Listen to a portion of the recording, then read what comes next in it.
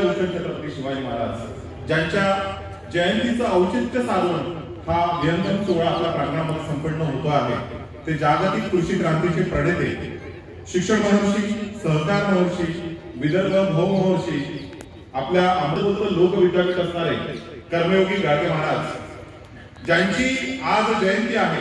एकीकडे गाडगे महाराज भाऊसाहेबांच्या डाव्या बाजूला आणि उजव्या बाजूला पांडुरंग सदाशिव साने। गाडगे महाराजांनी संपूर्ण भारताला रोकडा धर्म सांगितला, तो रोकडा धर्म होता। तो रोकडा धर्म जगद्गुरु तुकाराम महाराजांच्या अभंगात सांगितला, जे का रंजले गांजले त्यासी म्हणे जो आपुले तोची साधू ओळखावा देव तेथेची जाणावा। आणि म्हणून भुकेलेला अन्न द्या, तहानलेला पाणी द्या, ज्यांच्या डोक्यावर छत नाही त्यांना घर बांधून द्या, ज्यांच्या लेकी सुना उजवत नाही त्यांचं लगीन लावून द्या, ज्यांच्या पुराच्या शिक्षणाची सोय नाही त्याला शिक्षणाची सोय करून द्या। अशा प्रकारची पंचसूत्री ज्या महापुरुषाने दिली ते कर्मयोगी गाडगे महाराज। आणि त्यांच्या उजव्या बाजूला भाऊसाहेबांच्या ज्यांचं दैलचित्र ठेवलेलं आहे, ज्यांची जयंती आज संपन्न होत आहे, ज्यांनी जगातला सर्वांग सुंदर धर्माची परिभाषा मांडली आणि ती परिभाषा होती खरा तो एकची धर्म जगाला प्रेम अर्पावे। The theme of the life is love. आपण सर्वांना प्रेमाने बंधुत्वाने जगलं पाहिजे, जपलं पाहिजे। ही भावना आयुष्यभर ज्या माणसाने जतन केली, जपली ती पांडुरंग सदाशिव साने। आणि याच शृंखलेतल्या तमाम महापुरुषांच्या चरित्र स्मृतींना त्रिवार वंदन करतो। आजच्या आपल्या कार्यक्रमाचा सन्माननीय प्रज्ञामंच, या प्रज्ञामंचाचे सन्माननीय अध्यक्ष आदरणीय नानासाहेब सोलखेडे, आजीवन सदस्य, या प्रज्ञामंचावरती विराजमान ज्या लोकांनी या शिवाजी शिक्षण संस्थेची मूस घट्ट रोवली, ही प्रहार संबंध विदर्भामध्ये घट्ट रोवली आणि त्याकरता त्यांनी आपलं आयुष्य खर्ची घातलं, आपलं धड खर्ची घातलं, ते या शिवाजी शिक्षण संस्थेचे सर्व लाईफ मेंबर या प्रज्ञामंचावरती विराजमान ज्यांनी मला या ठिकाणी बोलावलं ते आपल्या महाविद्यालयाचे, आपल्या विद्यालयाचे आणि कनिष्ठ महाविद्यालयाचे सन्माननीय मुख्याध्यापक आदरणीय देशमुख सर, आदरणीय उपमुख्याध्यापिका, आदरणीय पर्यवेक्षक, माझ्या समक्ष बसलेले सर्व विद्याव्यासंगी शिक्षक, शिक्षिका, बंधू भगिनी आणि आपण सर्व छत्रपती शिवरायांच्या छाव्यांनो, मर्द मावळ्यांनो, मा जिजाऊ रमाई सावित्रीच्या लाडक्या हिरकण्यांनो, तुम्हा सर्वांना प्रवीणचा सलाम, प्रणाम, नमस्कार। तुम्हा सर्वांचे चेहरे मला वाचता येतात। 23 वर्ष झाले मी अध्यापनाच्या क्षेत्रामध्ये काम करतो आहे आणि मुलांना कुठल्या वेळेला काय हवं असतं आणि काय नको असतं अगदी तुमच्या चेहऱ्यावरती, कारण तुमचे निष्पाप चेहरे आहे आणि ते सगळं दिसतं। मी आपल्या शाळेचा पट बघितला आणि त्यानंतर मला असा आनंद झाला की मला वाटलं ज्युनियर कॉलेज, कारण दुर्दैव आपलं असं आहे, परिस्थिती अशी आहे की आज या देशामध्ये, सबंध देशामध्ये मूल्य माना टाकून मरतायत सबंध समाज व्यवस्थेत। आणि ज्या ज्या समाज व्यवस्थेमध्ये मूल्य माना टाकून रोखा त्या समाज व्यवस्थेमध्ये या महापुरुषांच्या विचारांची सातत्याने रुजवण करावी लागते, पेरणी करावी लागते, ते सिंचन करत राहावं लागतं विचारांचं। आणि ते विचारांचं सिंचन करण्याकरता म्हणून मी 150 किलोमीटर दुरून आलो आणि मला वाटत होतं की आपल्याला काहीतरी चांगलं मोठ्या मुलांचं बोलता येईल, पण आपला जो वयोगट आहे, आता या वयोगटातल्या मुलांना मी काही फार असं जड बोजड फिलॉसॉफिकल या आणि आपल्या सर्वांच्या समोर बोलणार नाही, परंतु आपण कळून घेतलं पाहिजे की आपल्या आयुष्यात हे जे दिवस आले, आपण इथे छान असे युनिफॉर्म घालून बसलेलो आहात, आपण अध्ययन करतात, या दर्यापूर तालुक्यातल्या सर्वात चांगल्या शाळेमध्ये आपण अध्यापन करता आहात, हे सगळं आपल्या वाट्याला कुणी आणून दिलं? कुणामुळे तुम्हाला सर्वांच्या वाट्याला हे सगळं आलं? विद्यार्थी मित्रांनो आणि मैत्रिणींनो, आपल्याला वर्तमानातल्या अनेक गोष्टी माहिती आहेत। आज आमच्या मुलांचं आणि मुलींचं दुर्दैव आहे, काय माहिती आहे? कसलं दुर्दैव माहिती आहे तुम्हाला? आपलं दुर्दैव असं आहे की आमच्या आयकॉन बदललेले आहेत, आमचे आदर्शच बदललेले आहेत। तुम्हाला माहिती आहे पुष्पा 2 रिलीज झाला, कोण आहे? पांडुरंग सदाशिव सानेंनी सर्वात सुंदर पुस्तक लिहिलं, त्या पुस्तकाचं नाव काय? श्यामची आई, माहिती आहे तुम्हाला? यस, भाऊसाहेब पंजाबराव देशमुखांनी सुद्धा सुंदर पुस्तक लिहिलेलं होतं जे संपूर्ण जगामध्ये पब्लिश झालं, त्याचं नाव माहिती आहे तुम्हाला? अल्लू अर्जुन, माहिती आहे तुम्हाला? अल्लू अर्जुनला जेल झाली होती का? का बरं? आता जेल झाली मागल्या आठवड्यात? पुष्पा 2च्या पिक्चरचे गाणे माहिती आहे का तुम्हाला? कोणचं गाणं आहे सगळ्यात फेमस त्यातलं? कोणचं आहे? सामी, यस, एक्झॅक्ट तुम्ही सांगितलं। त्याच्यावरती डान्स बसवलाय का? उद्या सादर करणार आहात का तुम्ही?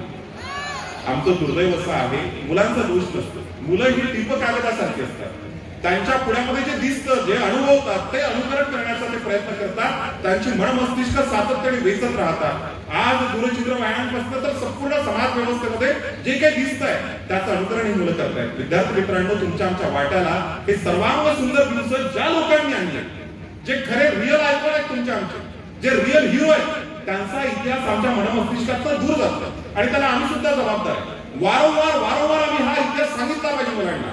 डॉक्टर बाबासाहेब आंबेडकर एका ठिकाणी असं म्हणतात की जो कौम अपनी इतिहास को भूल जाती है वो कौम अपना इतिहास और वर्तमान नहीं बना सकती. म्हणजे जो समाज स्वतःचा इतिहास विसरतो तो समाज स्वतःचा इतिहास कधीच घडवू शकत नाही. याही पलीकडे जाऊन बाबासाहेबांच्या पलीकडे जाऊन प्रबोधनकार ठाकरे जे होते ना त्या प्रबोधनकार ठाकरेंनी भाऊसाहेब पंजाबराव देशमुखांचं लग्न लावून दिलं. भाऊसाहेब पंजाबराव देशमुखांचं लग्न लावण्याकरता कुठलाच भट ब्राह्मण पुरोहित नव्हता. हे लग्न लावून दिलं मुंबईच्या प्रार्थना समाजामध्ये प्रबोधनकार ठाकरेंनी, केशव ठाकरे यांनी. आणि ते काही पलीकडे जाऊन म्हणतात की एखाद्या समाजाचा इतिहास हा अत्यंत गौरवशाली असेल, तेजपुंज असेल, ओजस्वी असेल, पराक्रमाचा आणि शौर्याचा असेल, परंतु त्या इतिहासाचे वाहक हे जर करंटे जन्माला आले, ते जर नपुसक जन्माला आले तर तो समाज पुन्हा एकदा गुलामीला लायक ठरतो. आम्ही मानसिक गुलाम झालेलो. आम्हाला अर्जुन काय तो कोणता हिरो म्हटलं तुम्ही? अल्लू अर्जुन तो माहिती आम्हाला पुष्पा 2 माहिती आम्हाला. पण आम्हाला आमचे भाऊसाहेब माहित नाही. त्या भाऊसाहेबांनी इतक्या खस्ता खाल्ला शिक्षण घेत असताना, ज्या भाऊसाहेबांचा जन्म पापडसारखा एका ग्रामीण भागामध्ये होतो, कुठल्याही प्रकारचे साधन संपत्ती नाहीये, अशा परिस्थितीमध्ये 1ली ते 3री पर्यंत गावात प्राथमिक शाळेमध्ये शिक्षण घेतल्यानंतर गावात 3री पर्यंत शाळा. आणि शामराव बाप्पा आणि राधाबाईंना असं वाटतं की माझं पोरगं शिकलं पाहिजे. कारण ज्ञान आणि नवनिर्माण हे काळाचं चलनी ज्ञान असतं. ज्याच्याकडे ज्ञान आहे, ज्याच्याकडे नवनिर्माण करण्याचं सामर्थ्य आहे, इनोव्हेशन करण्याचं सामर्थ्य आहे, जग त्यालाच लक्षात ठेवतं. आपल्या कॅम्पसमध्ये भाऊसाहेबांचा एक मोठा पुतळा बांधलेला आहे. हा पुतळा कशामुळे बनलेला आहे? प्रचंड ज्ञान आहे भाऊसाहेब. इयत्ता 3ऱ्या वर्गापर्यंत खस्ता खात आपण प्राथमिक शिक्षण घेतात. त्यानंतर 4थ्या वर्गामध्ये सोनगावला जात आहेत ते. चांदूर रेल्वेच्या बाजूला छोटंसं गाव, त्या गावावरनं 7-8 मैल 4थ्या वर्गातला पोरगा पायदळ जातो आणि पायदळ येतो. आता तुम्हाला सर्व प्रकारच्या सुविधा आहेत. बाबा तुम्हाला सायकल घेऊन देतात, काही मुलांचे बाबा तुम्हाला बाईकवरती सोडायला येतात, काही मुलांना ऑटो लावलेले असतील, काही मुलं बस येत असतील. परंतु भाऊसाहेब 7-8 मैल कधी पायदळ, कधी छकड्यामध्ये, कधी बैलबंडीमध्ये, कधी अशाच प्रकारचा प्रवास करत भाऊसाहेबांनी 4था वर्ग केला. आणि 5वी, 6वी, 7वीला ते कारंजाला गेले. कारंजाला त्यांचे मामा आहे सराटकर मामा, आणि सराटकर मामांकडे कारंजाला 7व्या वर्गापर्यंत शिकले. आता मामांकडचं सुद्धा शिक्षण संपलंय, पण शिक्षणाची लालसा संपत नाहीये. भाऊसाहेब पंजाबराव आपल्या वडिलांना म्हणताय, शामराव बापूंना, बाबा मला शिकायचंय पुढे. आणि मग 8व्या वर्गामध्ये ते अमरावतीला हिंदू हायस्कूलमध्ये येतात. हिंदी हायस्कूलमध्ये 10व्या वर्गापर्यंत शिक्षण घेतात. आता बस झालं तुझं शिक्षण. बापू म्हणतात पण आईला म्हणायचंय आपल्या पुराला पंजाबला आपल्याला शिकवायचं आहे, त्याच्यामध्ये प्रचंड शिक्षणाची ओढ आहे. मित्रांनो, तुम्हाला आम्हाला वाचवायला कोणीच येणार नाही. काळ एवढ्या झपाट्याने बदलतोय की ज्या मुलांची विचारांची मुळं ही घट्ट आहेत, ज्यांना कळत आहे पांडुरंग सदाशिव साने, कर्मवीर गाडगे महाराज, भाऊसाहेब पंजाबराव देशमुख, डॉक्टर बाबासाहेब आंबेडकर, कर्मवीर भाऊराव पाटील, महर्षी धोंडो केशव कर्वे या लोकांनी काय केलेलं होतं, काय खस्ता खाल्लेलं होतं तुमच्याकरता सावित्रीबाईंनी, याचं स्मरण ज्या ज्या मुलांना आहे भविष्यकाळ त्याच मुलांचं असणार आहे. ज्यांच्या आयकॉन लक्षात घ्या सलमान खान आहे, ज्यांच्या आयकॉन टायगर श्रॉफ आहे, ज्या मुलींचा आयकॉन ही दीपिका पदुकोण असेल, त्या मुलांचं भविष्य निश्चितच चांगलं नाहीये. आपला आयकॉन बदलवण्याकरता आपण जाणीवपूर्वक प्रयत्न केले पाहिजे. मावलांनो, तुम्ही या ठिकाणी बसलेला आहे, कुणाची उपकारे माहिती तुम्हाला?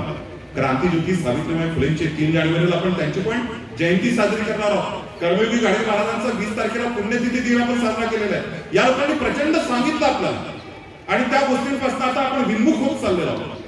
History is a continuous dialogue between past and present. इतिहास हा भूतकाळ आणि वर्तमान काळ याच्यामध्ये सातत्याने चालणारा संवाद आहे. आणि आमचं दुर्दैव आहे, हा संवाद घराघरात संपत चाललेला आहे. भाऊसाहेबांनी काय खस्ता चालल्या, म्हणजे भाऊसाहेबांना त्यांच्या हयातीमध्ये 2-2दा मारून टाकण्याचे प्रयत्न झाले, पण तरी सुद्धा घेतलेला शिक्षणाचा वसा, घेतलेला शेतकरी कल्याणाचा वसा हा माणूस टाकून देत नाही. उभ्या हयातीमध्ये हे सगळं जपतोय हा माणूस. कशा करता? म्हणजे घरामध्ये 105 एकर जमीन होती, संपन्न कुटुंब होतं, दादासाहेब भोकेंची मुलगी सून म्हणून द्यायला तयार आहे, सयाजीराव गायकवाड आपली पोरगी फुटणी द्यायला तयार आहे भाऊसाहेबांना, पण नाही. आपल्याला समाजामध्ये परिवर्तन निर्माण करायचं आहे, सामाजिक क्रांती जन्माला घालायची आहे, एक समाज उत्थानाचं काम करायचं आहे. याकरता माणसाने प्रचंड कष्ट केले, पण त्या कष्टाची किती जाणीव आम्हाला आम्हाला जर जाणीव असतात ना, आज आमच्या जाणीवा, आमच्या नेणीवा या अगदी अंत्यवस्थ झालेल्या आहेत. आणि म्हणून हे दुर्दैव आहे. हे दुर्दैव असं आहे की आज मी वारंवार बोलत आहे, म्हणजे भाऊसाहेबांवरती 2009 सालापासून महाराष्ट्रातल्या वेगवेगळ्या कानाकोपऱ्यामध्ये जाऊन भाऊसाहेब पंजाबराव देशमुखांचं काम, म्हणजे आम्हाला पश्चिम महाराष्ट्रामध्ये जेवढे समाज सुधारक जन्माला आले ते वारंवार शिकवायला गेले इतिहासामध्ये, पण भाऊसाहेबांचं काम वीर उत्तमराव मोहिते भाऊसाहेबांचे मित्र आहेत, बालपणापासूनचे मित्र आहेत, आणि वीर उत्तमराव मोहिते असं म्हणायचे भाऊसाहेब पंजाबराव देशमुखांच्या संदर्भामध्ये की पंजाबराव देशमुख यांचं कार्य जगभरातल्या तमाम क्रांतिकारकांपेक्षा कापणभर सरसच आहे. एवढं मोठं काम भाऊसाहेबांनी करून ठेवलं. पण भाऊसाहेब आम्हाला कितपर्यंत कळले, म्हणजे 10व्या वर्गामध्ये दादासाहेब बोके यांचा सत्कार पाहायला भाऊसाहेब पंजाबराव देशमुख जातात. बॅरिस्टर म्हणून दादासाहेब बोके इंग्लंडवरून आलेले आहेत आणि मग भाऊसाहेब म्हणतात आपल्या आईला आणि बापाला म्हणतायत की बाबा मला सुद्धा इंग्लंडला जायचंय, मला सुद्धा तिथे बारेट लॉ करायचंय, मला सुद्धा बॅरिस्टर व्हायचंय. आणि त्यानंतर फर्ग्युसन कॉलेजला भाऊसाहेब ऍडमिशन घेतात. फर्ग्युसनला ग्रॅज्युएशन झाल्यानंतर 1920 ला भाऊसाहेब कुठे जातात, एडिनबरो विद्यापीठामध्ये. एका शेतकऱ्याच्या घरामध्ये जन्माला आलेला पोरगा, बापाकडे कुठल्याही प्रकारची सोय नाही, कारण याच्या घाडगे सावकाराकडे पूर्ण जमीन गहाण ठेवतोय बा, आणि म्हणतोय पोरा शिकायचंय ना तुला, वाटेल त्या खस्ता खावा लागला तरी चालतील आम्हाला, पण तू शिक. पूर्ण वावर गहाण ठेवलं जातं आणि भाऊसाहेब पंजाबराव देशमुखांना कुठे पाठवलं जातं, इंग्लंडला. एडिनबरो विद्यापीठामध्ये ज्या संस्कृत भाषेवरती या देशातल्या मुठभर जातीतल्या मुठभर लोकांचा अधिकार होता, त्या भाषेमध्ये संस्कृत या भाषेमध्ये एमए करतात, मास्टर इन आर्ट. कोणची भाषा, संस्कृत. भाऊसाहेबांना संस्कृत येत होती, असं होते म्हणून वेदांमध्ये भेद भाऊसाहेबांनी बाहेर काढले. गाऊया भेद प्रमाण मानवा मी वेद, वेदांचा तो अर्थ आवाशित ठावा एऱ्या गवयाने बाबा धर्माचा. तुका जरी सहज बोलतो आणि त्याच्या घरी वेदांत वाहते पाणी. या वेदांमध्ये काय भेद आहे म्हणून ही वर्णव्यवस्था तयार झाली. आणि संस्कृतचं अध्ययन भाऊसाहेब पहिल्यांदा करतात. अध्ययन केल्यानंतर एमए करतात एडिनबरो विद्यापीठामध्ये, मग ऑक्सफर्ड मध्ये जातात आणि त्या ठिकाणी लिंकनची स्कॉलरशिप त्यांना मिळते. ऑक्सफर्ड मध्ये गेल्यानंतर 2024 पर्यंत आपल्या वडिलांनी दिलेले पैसे पूर्ण संपले. वार लावून जेवतात भाऊसाहेब, वार लावून म्हणजे सोमवारी जेवायचं, मंगळवारी उपवास करायचा, बुधवारी जेवायचं, गुरुवारी उपवास करायचा, कारण 2 वेळ जेवायची सोय नाही आहे. 18, 20 तास आमचे भाऊसाहेब बसतात अध्ययन करत आणि त्या कालखंडामध्ये याने संस्कृत करतात, बारेट लॉ करतात आणि डिफिल डॉक्टर इन फिलॉसॉफी. तत्वज्ञानातले डॉक्टर होतात भाऊसाहेब. आणि तत्वज्ञानाचा जो ग्रंथ आहे ना, आमचं दुर्दैव आहे, आमच्या या देशाचं सुद्धा दुर्दैव आहे. ऑक्सफर्ड विद्यापीठाने 1933 सालाचा ग्रंथ पब्लिश केला, the origin and development of religion in वैदिक लिटरेचर, वैदिक वाङ्मयातील धर्माचा उगम आणि विकास. हा ग्रंथ ऑक्सफर्डने 1933 मध्ये पब्लिश केला. आमच्या घरामध्ये अजूनही तो आलेला नाही, आमच्यापर्यंत अजूनही तो पोहोचलेला नाही. आता पुढे म्हणजे भैयासाहेबांच्या कालखंडामध्ये तो रिपब्लिश करण्यात आला. त्याच्यावरती कॉम्रेड शरद पाटलांपासून आज साळुंखेपर्यंत भैयासाहेबांनी आता एक मोठं काम केलं, ते सुंदर पुस्तक आलेलं आहे. बांधवांनो, भाऊसाहेब त्या ठिकाणी जाऊन 3 डिग्र्या घेत आहेत, बारेट लॉ करतायत, एमए इन संस्कृत करतायत, डिफिल डॉक्टर इन फिलॉसॉफी. कुठल्याही प्रकारची साधन सुविधा नाही. आणि त्यानंतर 6 वर्षामध्ये 1926 पर्यंत 6 वर्षामध्ये 3 डिग्र्या, आणि या सर्वात मोठ्या डिग्र्या. या डिग्र्या घेणं सोपं होतं का? या डिग्र्या घेणं सोपं नव्हतं. एकदा तर त्यांच्या मनामध्ये जर खाण्याचा विचार आला. चालू रेल्वेचे राऊत नावाचे रस्ते, राऊत पाटील होते, बॅरिस्टर रामराव देशमुखांसोबत, दादासाहेब बोक्यांसोबत, ते त्या ठिकाणी इंग्लंडला आलेले आहेत आणि भाऊसाहेबांच्या रूम मध्ये. आणि भाऊसाहेबांच्या मनामध्ये विचार होतो, माझ्याकडे पैसा नाही, बापाने पूर्ण वावर प्रॉपर्टी गहाण ठेवलेली आहे, 4 वर्षात पैसा संपलेला, आता जगायचं कसं, जगण्याचे प्रश्न आहेत. आणि म्हणून शिक्षण सोडून पळायचं की हातामध्ये विष घ्यायचं, विषाचा विचार. आणि त्यावेळेस राऊतांनी त्यांना सावरलं. पुन्हा भाऊसाहेब परत आले 1924 ला. आणि त्यावेळेस दादासाहेब बोकेंनी, त्यानंतर सराटकर मामांनी 5-5 हजार रुपये पुन्हा दिले आणि पुन्हा गेले आणि 1926 पर्यंत पूर्ण शिक्षण केलं. आणि त्यानंतर भारतामध्ये परत आले. बरं, भारतामध्ये परत आल्यानंतर इतकं मोठं व्यापक काम केलं मित्रांनो, मी तुम्हाला काय सांगावं, कारण तुमचं वय काय. या वयामध्ये भाऊसाहेबांनी 1927 मध्ये, म्हणजे 29 वर्षाचं वय भाऊसाहेबांचं. सर्वात पहिल्यांदा आपल्यापैकी बऱ्याच जणांना माहिती असेल नसेल, आपला जो विदर्भ आहे ना, हा मध्य प्रांत मराठा म्हणजे महाराष्ट्राचा भाग नव्हता. महाराष्ट्र आणि मुंबई वेगळा होता. सीपी अँड बेरार स्टेट होतं आपलं, बेरार हा मध्य प्रांत मराठचा भाग होता. आणि या मध्य प्रांत मराठमध्ये भाऊसाहेब ज्यावेळेस 1927 मध्ये सर्वात पहिल्यांदा महाराष्ट्रामध्ये परत येतात, अमरावतीमध्ये परत येतात, वकिली सुरू करतात. नायगावचे सिसोदे आहेत, नायगावला सिसोदे. या सिसोद्यांनी महात्मा ज्योतिबा फुल्यांकडनं प्रेरणा घेऊन सत्यशोधक जलसे चालू केलेले होते. लोकांना सत्य सांगायचं. ब्राह्मणेतर चळवळ मोठ्या प्रमाणामध्ये महाराष्ट्रात पुढे आलेली आहे आणि यांच्या मोठमोठाले जलसे चालू आहे. त्या जलसातल्या तमाम लोकांना तुरुंगात टाकलं ब्रिटिशांनी, काही लोकांच्या सांगण्यावर. पहिला खटला भाऊसाहेब पंजाबराव देशमुखांनी 1 रुपया न घेता नायगावच्या सिसोद्यांचा खटला घेतलाय आणि सत्यशोधक चळवळीमध्ये काम करणाऱ्या कार्यकर्त्यांना तुरुंगाच्या बाहेर काढलं. या मध्य प्रांत वराडावरती आणि संपूर्ण महाराष्ट्रातली पहिली अस्पृश्यता निवारण परिषद किती जणांना माहिती आहे? डॉक्टर बाबासाहेब आंबेडकरांकडून भाऊसाहेब प्रेरणा घेतात. 1927 ला महाडच्या चौदार तळ्यावरती म्हणजे रायगडाच्या पायथ्याशी महाडच्या चौदार तळ्यावरती कराच्या नेतृत्वामध्ये चौदार तळ्याचा सत्याग्रह झाला. त्याच रायगडाच्या पायथ्याशी त्या मनुस्मृतीचं ज्या मनुस्मृतीने वर्ण व्यवस्था निर्माण केली, जात व्यवस्था निर्माण केली, ढोल पशुसूत्र गबाळवार आली, या सर्व काळात अधिकारी सांगितलं त्या मनुस्मृतीचं दहन 1927 ला डॉक्टर बाबासाहेब आंबेडकर पुढे करतात, महाडला करतात आणि त्या अंतःप्रेरणा भाऊसाहेबांपर्यंत पोहोचतात आणि भाऊसाहेब सुद्धा निर्णय करतात की आपण सुद्धा काहीतरी केलं पाहिजे. आणि 13 आणि 14 नोव्हेंबरला आपल्याच आज राष्ट्रपती चौकामध्ये जी राजपथ टॉकीज आहे ना, या टॉकीजचं पूर्वीचं नाव आहे इंद्रभुवन नाट्य सभागृह. या सभागृहामध्ये 13 नोव्हेंबर 14 नोव्हेंबर 1927 ला पहिली मध्य भारतातली अस्पृश्यता निवारण परिषद भरते आणि या परिषदेला अध्यक्ष डॉक्टर बाबासाहेब आंबेडकर. या परिषदेचे संयोजक आणि आयोजक आहे भाऊसाहेब पंजाबराव देशमुख. या समाजाला जातीयंताच्या दिशेने आपल्याला न्यायचं आहे, वर्णांताच्या दिशेने आपल्याला न्यायचा हा संकल्प भाऊसाहेबांनी त्या ठिकाणी सोडला आणि 13 आणि 14 नोव्हेंबरला पहिली अस्पृश्यता निवारण आणि त्या परिषदेमध्ये ठराव काय घेतला? पांडुरंग सदाशिव साणे यांनी पंढरपूरला विठ्ठल मंदिर हरिजनांकरता खुलं करावं याकरता आंदोलन केलं. डॉक्टर बाबासाहेब आंबेडकरांनी नाशिकच्या काळा मंदिराचं आंदोलन केलं. पण या दोन्ही मंदिराच्या अगोदर काळा मंदिराचं आंदोलन असेल किंवा मग पांडुरंग सदाशिव साणेंनी केलेलं पांडुरंगाच्या मंदिराचं आंदोलन असेल, या अगोदर भारतातला पहिला मंदिर सत्याग्रह कोणी केला माहिती आहे तुम्हाला मित्रांनो? पहिला मंदिर सत्याग्रह अंबादेवीचं मंदिर आपल्या विदर्भाचं दैवत आहे, तुमचं आमचं सर्वांचं दैवत आहे. अंबादेवीचं मंदिर, त्या मंदिराचे विश्वस्त आहेत दादासाहेब खापर्डे आणि दादासाहेब खापर्डेंना खुलं पत्र लिहिलेलं आहे. वैद्य सुद्धा आहे त्याच्यामध्ये, असणारे सुद्धा आहेत. ती सगळी अमरावतीतली मोठी मोठी दिग्गज मंडळी आणि भाऊसाहेब पंजाबराव देशमुखांनी अस्पृश्यता निवारण परिषदेमध्ये 13 नोव्हेंबर 14 नोव्हेंबरला स्पष्ट सांगितलं डॉक्टर बाबासाहेब आंबेडकरांच्या समोर, हे अंबादेवीचं मंदिर माझ्या भारतातील तमाम अस्पृश्यांकरता मोकळं झालं पाहिजे, खुलं झालं पाहिजे, अन्यथा आम्ही सत्याग्रहाला बसू. घाबरलेत अमरावतीतले लोक. त्यांना वाटलं हा पंजाब कुणाला ऐकणारा पोरगा नाहीये.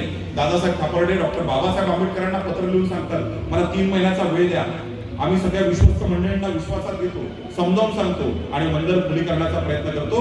पहिला मंदिर सत्याग्रह भाऊसाहेबांच्या नेतृत्वामध्ये मध्य भारतातला यशस्वी झाला, तो अमरावतीमध्ये पहिल्यांदा मंदिर ओपन केलं आपल्या करता भाऊसाहेबांनी 1927 मध्ये. तिथून 14व्या दिवशी म्हणजे 13 नोव्हेंबर 14 नोव्हेंबरला सत्याग्रहाचा संकल्प सोडला जातो आणि 26 नोव्हेंबरला भाऊसाहेब पंजाबराव देशमुख लग्न करून येतात.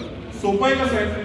म्हणजे भाऊसाहेबांवरती एवढं कर्ज आहे, 105 एकर जमीन गहाण पडलेली आहे. राधा यांनी शामराव बापू म्हणताय पोरा चांगले चांगले सोयरे सांगून येऊन राहिले. दादासाहेब भोके वरखडीचे, दादासाहेब भोके त्यावेळेचे इजारदार आहेत, वतनदार आहेत. दादासाहेब भोकेंकडे प्रचंड संपत्ती आहे.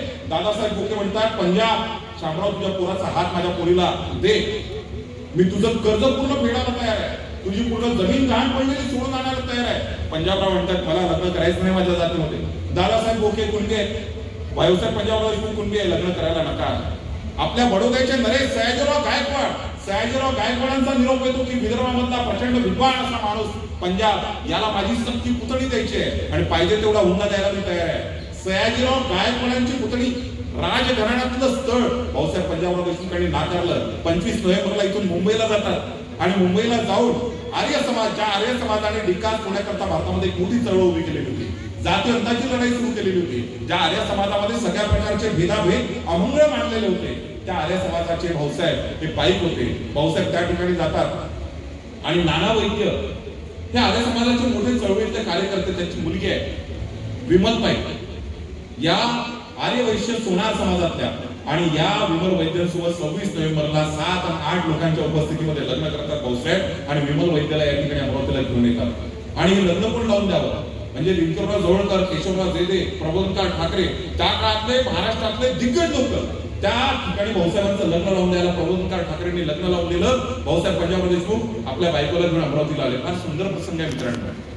आणि ज्यावेळेस अमरावतीला आले ना भाऊसाहेब, अमरावतीला आल्याबरोबर बार कौन्सिल म्हणजे ज्या ठिकाणी वकील लोक बसतात, ज्या ठिकाणी भाऊसाहेब बसायचे, कारण भाऊसाहेब वकील होते, त्या बार कौन्सिल मधले सगळे पंजाबरावांचे मित्र म्हणतात काय पंजाब तू एकटाच गेला मुंबईला आणि एकटाच लग्न लावून आला, आम्हाला काही लग्नाची पार्टी बिर्टी विषय की नाही. पंजाबराव म्हणतात मित्रांनो काही काळजी करू नका, तुम्हाला लग्नाची पार्टी पाहिजे ना, ठीक आहे तुम्ही म्हणाल तर यावेळी आपण लग्नाची पार्टी उडून टाकू. पहा सिटी कोतवाली अमरावतीमध्ये मोठी मेजवानी आयोजित करतात पंजाबराव देशमुख आणि उमाताई वैद्य आणि पंजाबराव सगळ्या मित्रांच्या बायका म्हणजे त्यांचे सगळे नातेवाईक मित्र आणि मित्रपरिवार यांचं वेलकम करतात, सुग्रास जेवण करतात, सर्वांना जीव घालतात आणि जेवण झालं, संध्याकाळ संपत आले, कार्यक्रम संपत आलेला आहे आणि त्यानंतर सगळे मित्र त्यांच्या मुलं बाळ त्यांच्या पत्नी जायला निघतात. त्यावेळेस पंजाबराव आणि विमल वैद्य प्रश्न विचारतात, का रे आजचं जेवण आवडलं की नाही, काही तुमची म्हणजे नाराजी तर नाही ना, वाढणं बिळणं करणारे पोरं चांगले होते की नाही. सगळे मित्र म्हणतात, वा पंजाब काय सुंदर जेवण होतं, अत्यंत मिष्टान्न अत्यंत चवदार फार सुंदर जेवण होतं आणि वाढणारे पांढऱ्या शुभ्र कपड्यातली पोरं काय तरतरीने वाढत होती. असं सगळे मुलं सांगतात, मित्र सांगतात आणि त्यानंतर पंजाबराव म्हणताय, ही ताकद आहे, ही क्रांती आजपासून 100 वर्षाच्या अगोदरचा विचार करा तुम्ही, काळ कसा होता. मी माझं बालपण आठवलं तर मला आठवतं माझी आजी आणि माझे आजोबा त्या काळामध्ये म्हणजे आजपासून 30 वर्ष अगोदर घराच्या बाहेर केंद्रामध्ये अस्पृश्य समाजातल्या लोकांचा वेगळा प्याला ठेवायचे, वेगळा फुटका कप ठेवायचे. पण 100 वर्षानंतर भाऊसाहेब पंजाबराव देशमुख आपल्या मित्रांना म्हणताय, तुम्हाला जेवण आवडलं ना वहिनी, तुम्हाला जेवण आवडलं ना. सगळे म्हणतात, वा वा हा सुंदर जेवण झालं होतं. मग आता मी तुम्हाला गंमत सांगतो, ही जेवण बनवणारी मुलं कोणती माहिती आहे तुम्हाला? ही जेवण बनवणारी आणि वाहन करणारी सगळी अस्पृश्य मेहतर समाजातली मुलं होती. सगळी तोंडात बोट टाकून ओक्याला लागतात, ही क्रांतीच आहे. हा जातीयंताचा लढा भाऊसाहेबांनी 100 वर्षापूर्वी आणि म्हणून भाऊसाहेबांना मारून टाकण्याचे प्रयत्न झाले. सोपं आहे का? मित्रांना बोलवायचं 100 वर्षापूर्वी आणि मित्रांच्या ताटामध्ये अस्पृश्यांनी बनवलेलं जेवण आणि अस्पृश्य पोरांना पांढरी शुभ्र कापडे घालून वाढायला लावायचं. ताकद लागते साहेब, ताकद. भाऊसाहेब पंजाबराव देशमुख आणि म्हणून आम्ही सीमित करायला लागलो. भाऊसाहेब हे विदर्भावरचे नाही, महाराष्ट्रावरचे नाही, भारताच्या परिपेक्षात नाही, जगाच्या परिपेक्षामध्ये आम्ही शोधलं पाहिजे भाऊसाहेबांना. आणि म्हणून मी उल्लेख करताना म्हटलं, जागतिक कृषी क्रांतीचा प्रणेता आहे भाऊसाहेब आमचा. जागतिक कृषी क्रांतीचा जगातला पहिला माणूस आहे ज्यांनी कर्जमाफी काढलं. जगातला पहिला माणूस आहे ज्यांनी शेतकऱ्यांची संपूर्ण कर्जमाफी केली, पहिला माणूस. सगळीकडे सगळी घाट पडलेली व्हावं, फक्त शिक्षण भरती शिवाजी शिक्षण संस्था एवढं भाऊसाहेबांचं काम नाही आहे. भाऊसाहेबांनी 256 म्हणजे पहिल्या कृषी मंत्री पदाच्या कार्यकाळामध्ये 256 जपानी तांदळाच्या प्रयोगशाळा उभ्या केल्या. किती? 256 जपानी तांदळाच्या. आज आमच्या ताटामध्ये कोलम पासून सुनोर पासून जो काही गहू भेटतोय आम्हाला, हा जपानी तांदळाच्या शेतीचे प्रयोग भाऊसाहेबांनी केले नसते तर उत्पन्न तांदूळ सुद्धा आम्हाला मिळाला नसता. मधुमक्षिका पालन असेल, खरेदी विक्री संघ असेल, एपीएमसी असेल, भूविकास बँका कोणीच आम्हाला घातलाय. म्हणजे किती सांगावं भाऊसाहेबांचं. 1928 ला मित्रांनो, म्हणजे इथं लग्न झालं 1928 ला भाऊसाहेब पहिल्यांदा कुठे निवडून गेले? डिस्ट्रिक्ट काउन्सिलला. या ठिकाणी देशमुख साहेब बसलेले आहेत. यांचेच काका होते बॅरिस्टर रामराव देशमुख, मोठं नाव आहे अमरावतीतलं. आणि बॅरिस्टर रामराव देशमुखांचा पराभव केलेला होता 1928 मध्ये डिस्ट्रिक्ट काउन्सिलमध्ये. आणि पहिल्यांदा भाऊसाहेब निवडून गेले डिस्ट्रिक्ट काउन्सिलला. डिस्ट्रिक्ट काउन्सिल प्रेसिडेंट झाले, जिल्हा परिषदचे अध्यक्ष. आज आपण त्याला जिल्हा परिषद म्हणतो. आणि जिल्हा परिषदचा अध्यक्ष झाल्याबरोबर पहिला ठराव काय आहे माणसाने? पहिला ठराव घेतला 18 पैशाचा टॅक्स होता त्यावेळेस, 18 पैसे, ज्याला सेस म्हटलं जायचं.